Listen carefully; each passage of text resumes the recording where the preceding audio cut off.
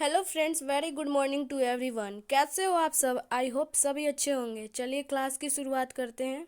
शुरुआत करने से पहले मैं यह बता दूं कि यह वीडियो बीएसएससी, एसआई दरोगा, बिहार पुलिस, एसएससी जीडी और कोई भी कांस्टेबल एग्ज़ाम के लिए बहुत ही ज़्यादा इम्पोर्टेंट होने वाला है। तो वीडियो को जल्दी से लाइक कर दो और जितना हो सके सारे ग्रुप में शेयर कर दो। तो मूव करते हैं हम लोग क्लास की ओर।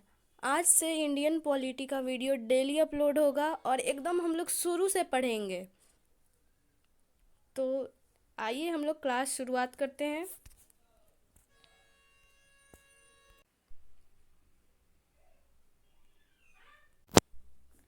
भारत का संवैधानिक विकास, कॉन्स्टिट्यूशनल डेवलपमेंट ऑफ इंडिया।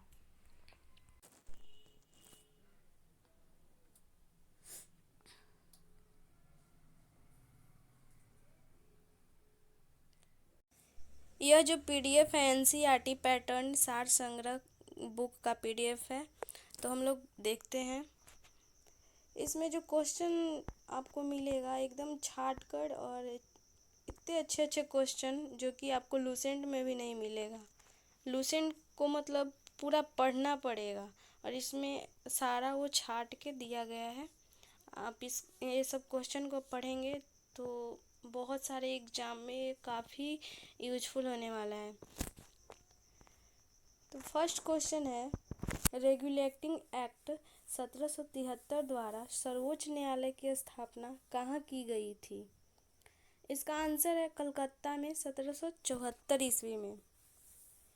भारतीयों को भारत के प्रशासन में भाग लेने का अधिकार किस अधिनियम के द्वारा प्राप्त हुआ?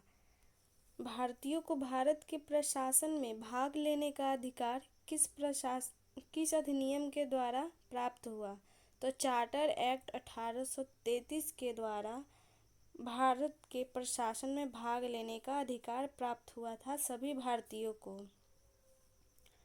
भारतीय विधान परिषद को बजट पर बहस करने की शक्ति किस अधिनियम के द्वारा प्राप्त हुई थी? बजट पर बहस करने के लिए भारत परिषद अधिनियम 1892 के द्वारा प्राप्त हुई। ये सब जो एक्ट हैं, ये जो अधिनियम है, ये सब इसका जो है कब आया था, ये विकसित कैसे हुआ, इसको हम लोग देखेंगे। पहले पढ़ लेते हैं। हम नीचे में दिया है, मैं दिखा देती हूँ। आप देख सकते हैं भारत का संवैधानिक विकास। भारत का जो संवैधानिक विकास है दो तरीके से हुआ था। एक ईस्ट इंडिया कंपनी के अंतर्गत और दूसरा ब्रिटिश क्राउन के अंतर्गत।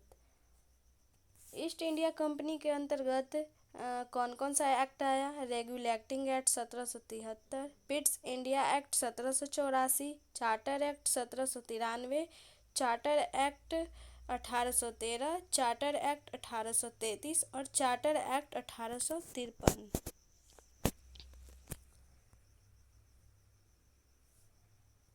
और ब्रिटिश क्राउन के अंतर्गत आया भारत शासन अधिनियम, भारत परिषद अधिनियम, भारत शासन अधिनियम 1858 में, भारत परिषद अधिनियम 1861 में, भारत परिषद अधिनियम 1892, भारत परिषद अधिनियम 1909, भारत परिषद अधिनियम 1919, भारत शासन अधिनियम 1935, भारतीय स्वतंत्रता अधिनियम 1947। ये ब्रिटिश क्राउन के अंतर्गत इतने सारे अधिनियम आए थे, और ईस्ट इंडिया कंपनी के अंतर्गत ये सब एक्ट आया था।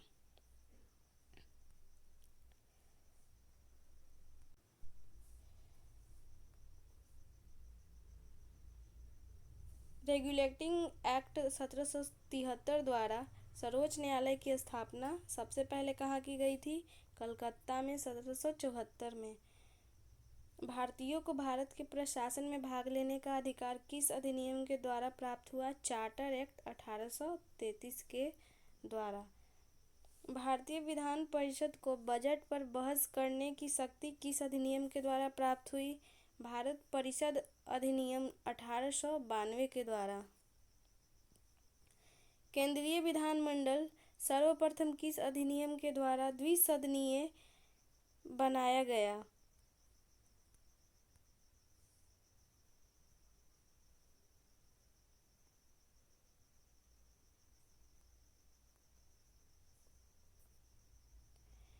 इसका आंसर है 1919 के भारत शासन अधिनियम के द्वारा। केंद्रीय विधानमंडल सर्वप्रथम किस अधिनियम के द्वारा द्विसदनीय बनाया गया? 1919 के भारत शासन अधिनियम के द्वारा। भारत के राष्ट्रपति को अध्यादेश ऑर्डिनेंस निर्गत करने की शक्ति मूलतः किस अधिनियम से प्रेरित है? भारत शासन अधिनियम 1935 से।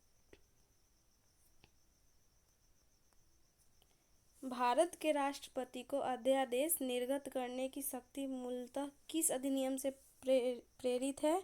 भारत शासन अधिनियम 1935 से। मतलब भारत के राष्ट्रपति जो है वो अध्यादेश या ऑर्डिनेंस किस अधिनियम से उनको शक्ति ये मिला है? तो भारत शासन अधिनियम 1935 के अंतर्गत।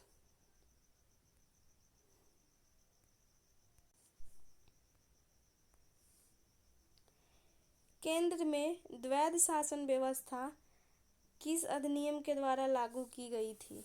भारत शासन अधिनियम 1935 के द्वारा। राष्ट्रपति पर अध्यादेश मतलब राष्ट्रपति को अध्यादेश 1935 ही था और द्वैध शासन व्यवस्था भी भारत शासन अधिनियम 1935 के तहत ही दिया गया यानी लागू किया गया। ब्रिटिश भारत में किस अधिनियम में संघीय शासन का प्रावधान था? ब्रिटिश भारत में किस अधिनियम में संघीय शासन का प्रावधान था? भारत शासन अधिनियम 1935 में।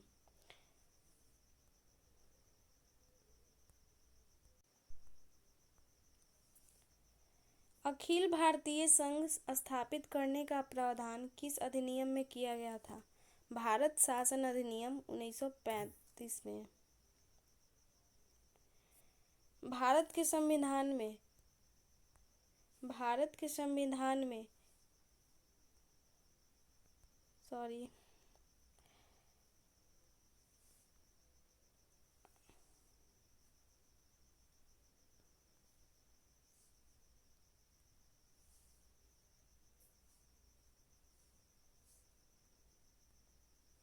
भारत के संविधान में केंद्र और राज्यों के मध्य किया गया शक्तियों का विभाजन भारत सरकार अधिनियम 1935 पर आधारित है।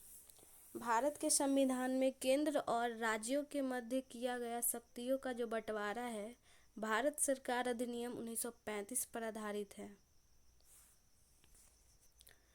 एक निर्वाचित संविधान सभा द्वारा भारत के संविधान का निर्माण करने का प्रस्ताव किसके द्वारा दिया गया था? क्रिप्स मिशन के द्वारा।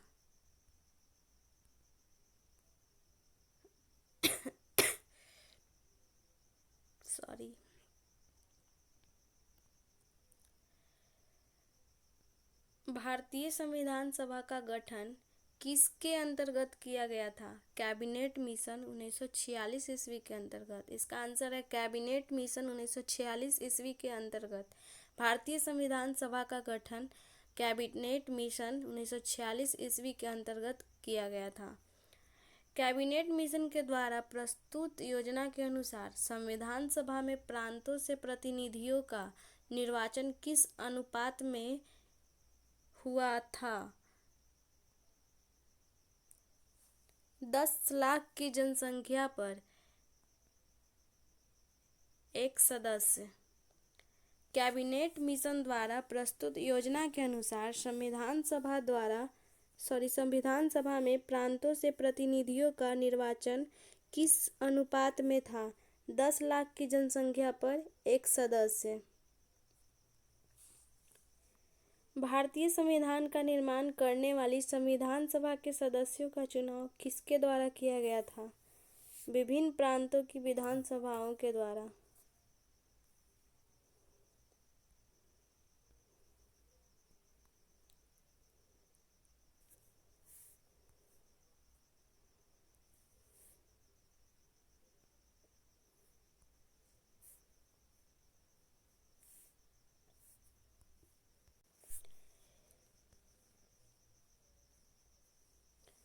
भारतीय संविधान का निर्माण करने वाली संविधान सभा के सदस्यों का चुनाव किसके द्वारा किया गया था? तो इसका आंसर विभिन्न प्रांतों की विधानसभाओं के द्वारा।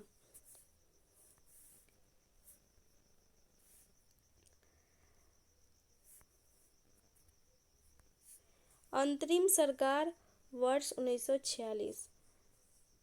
इनका क्रम संख्या है। सबसे पहले इसके सदस्य थे अंतरिम सरकार में जवाहरलाल नेहरू। इनका विभाग था राष्ट्रमंडल संबंध तथा विदेशी मामले में।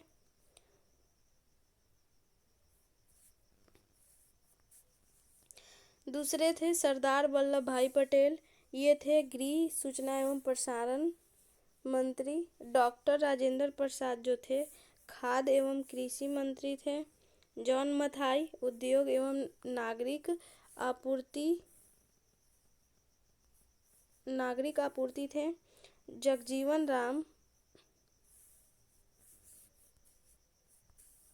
जगजीवन राम श्रम विभाग से थे। सरदार बलदेव सिंह रक्षा विभाग से थे।